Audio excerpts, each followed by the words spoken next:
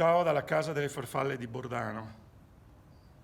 Qua ovviamente oggi non c'è nessuno, ci siamo solo noi che manteniamo le serre con gli animali e le farfalle che stanno nascendo in questi giorni e oggi abbiamo anche una splendida fioritura che purtroppo voi non potrete vedere dal vivo.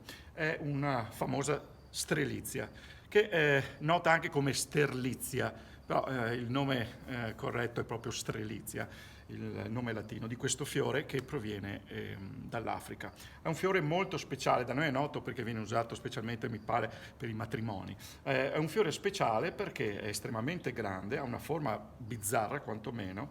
Perché? Perché è un fiore specializzato ad essere impollinato dagli uccelli. Se voi guardate bene come è fatto questo fiore, potete vedere che c'è una parte, questa qua, che rappresenta proprio il posatoio per gli uccelli che si fermano per nutrirsi del suo nettare. Ovviamente questo sistema è fatto dalla pianta in modo che l'uccello trovi cibo, il nettare, però si imbratti anche di polline e quindi alla fine riesca a mediare l'impollinazione tra piante di strelizie diverse.